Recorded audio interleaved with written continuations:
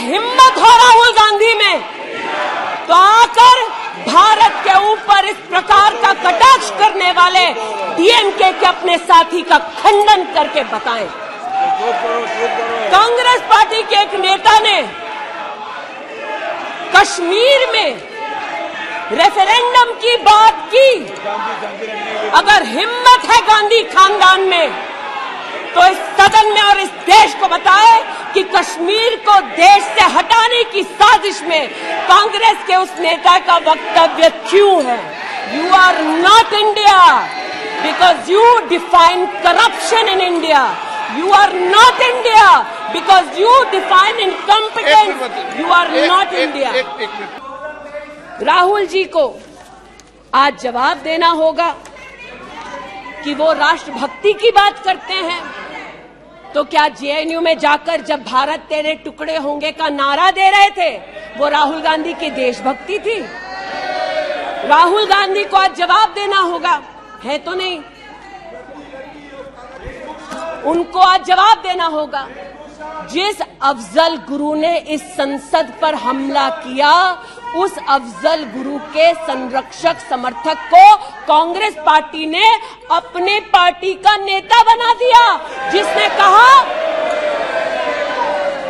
यह राहुल गांधी की देशभक्ति है।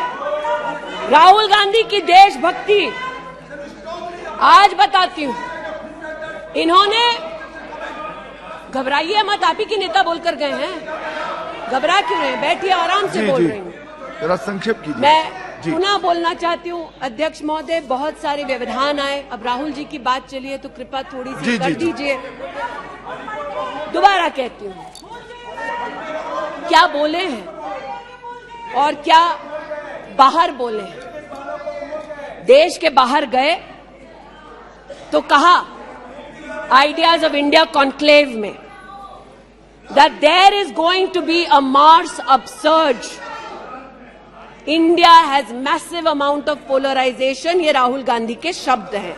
इसका मतलब राहुल गांधी ने विदेश में जाकर कहा हिंदुस्तानी सौहार्द की भूमिका में नहीं रहते। राहुल गांधी ने कहा कि हिंदुस्तानी भाईचारे में इतना विश्वास नहीं करते because there is a massive amount of polarisation. और राहुल गांधी ने कहा there is going to be a mass upsurge. Now the question is how can the opposition effectively use the upsurge to change politics. मतलब उन्होंने कहा कि देश में उथल पुथल होगी। मैं स्पष्ट करना चाहता हूं विपक्ष इस उथल पुथल को कैसे इस्तेमाल कर सकता है ये मैं सोच रहा हूं।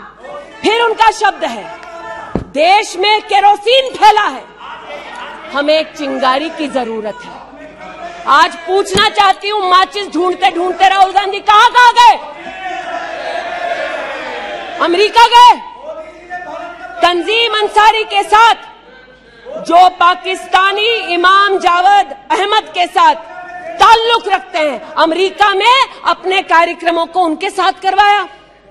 राहुल गांधी मिन्हाज खान जो हिंदुस्तान के खिलाफ आवाज बुलंद करते हैं, उनके साथ उन्होंने मीटिंग की।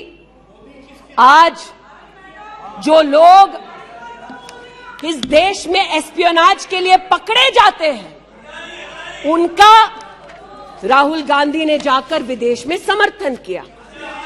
वे तब से अडानी अडानी कर रहे हैं, तो अब थोड़ा मैं भी बोल दूं।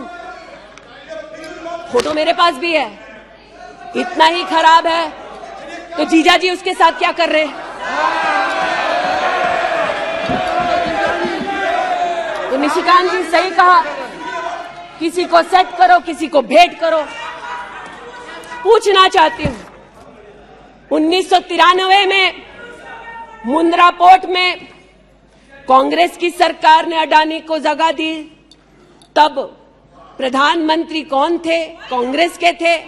वित्त मंत्री कौन थे, मनमोहन सिंह थे। अडानी बोल रही हूं। यूपीए के कार्यकाल में अडानी को इन्होंने 72,000 करोड़ का लोन दे दिया। क्यों दिया।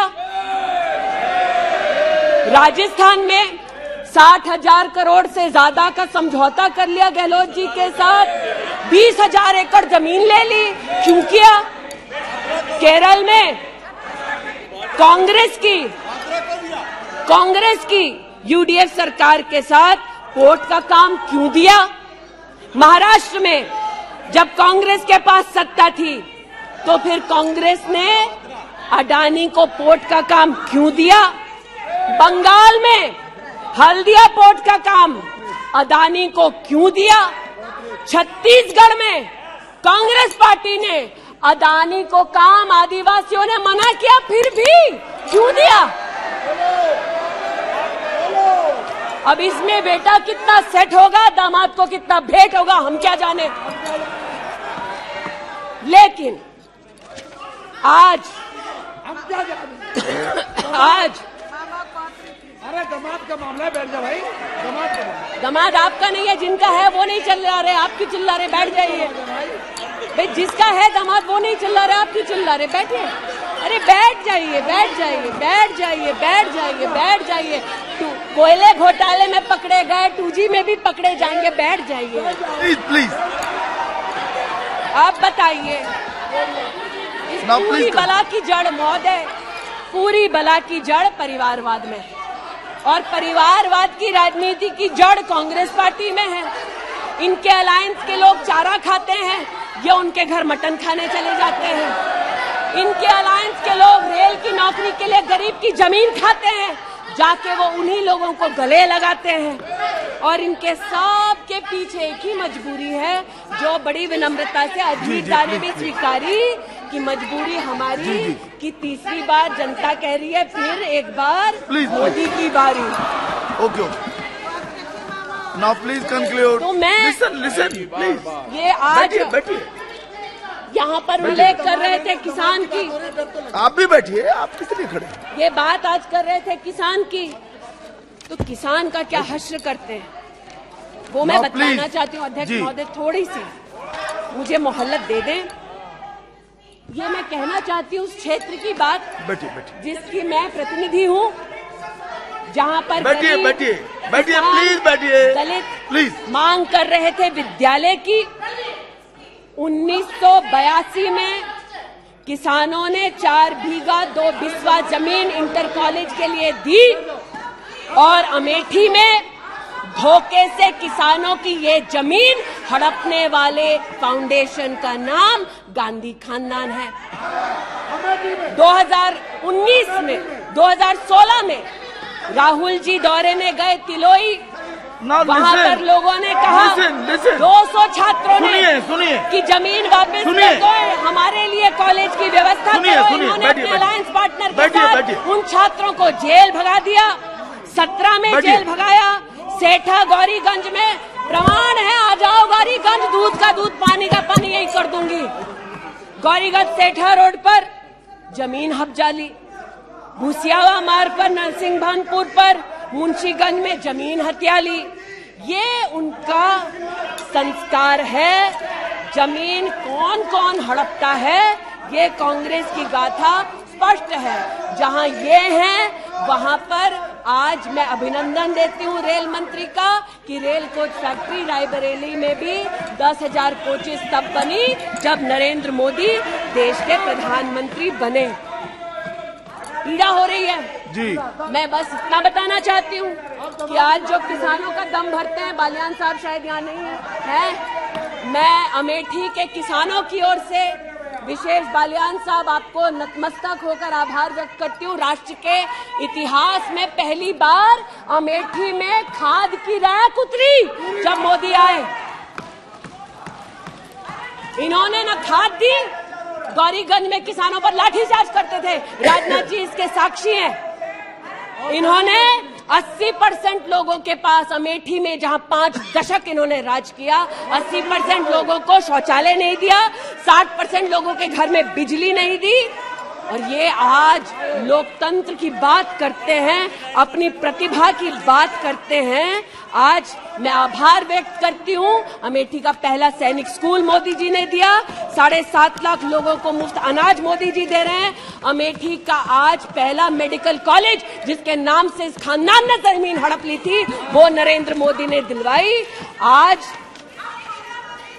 मैं इतना कहना चाहती हूँ अध्यक्ष महोदय जो अभी है नहीं, जो 50 साल की उम्र के बाद देश देखने निकले थे, वो देश के किस कोने में वर्तमान में है मैं नहीं जानती, लेकिन इतना एक मिनट। और देखिए, आपने एक फिलोसोफर आपने मंत्रिमंडल में अविश्वास प्रस्ताव लाया है, मंत्रिमंडल उस संबंध में बोलेगा, उनको बोलने का अधिकार है। प्लीज आप बैठ जाइए। नो, मणिपुर पर चर्चा आपने नहीं मांगी है, वो एक विषय है, उस पर चर्चा हो रही है, उसका उत्तर भी आएगा, परंतु no, please sit down, please sit down. But what sir of the enemy who speaks slyly? What of that enemy? आज जिनके पास ना नीति थी, ना नियत थी, ना देश के प्रति निष्ठा थी, आज ना जो कभी हिंदू के हुए, जिन्होंने राम के अस्तित्व को नकार दिया, ना सिखों के साथ जिन्होंने इंसाफ किया, जो ना कभी महिलाओं के उत्थान के लिए समर्पित थे, ना नौजवान के सशक्तिकरण के लिए समर्पित थे, ना किसान के बलिदान को स्वीकार कर किसान की समृद्धि के लिए समर्पित थे। आज उनसे कहना चाहती हूं कि जो समर्पित है, जो सबके विश्वास के साथ सबका विकास कर रहा है, उस पर देश को पुनः विश्वास दिखाएंगे। 24 में पुनः मोदी सरकार बनाएंगे। इस अविश्वास प्रस्ताव का मैं निषेध करती हूं और भारत मां का जयकारा लगाते हुए जो भारत मां की हत्या की बात कर रहे थे महोदय, उनसे कहना चाहती हूं, अंग्रेज आए चले गए, मुगलिया सल्तनत आई खत्म हो गई, हिंदुस्तान आज भी है और आगे भी रहेगा, और हिंदुस्तान इस देश की तिजोरी की चाबी वापस उनकी माताजी के हाथ में नहीं देगा।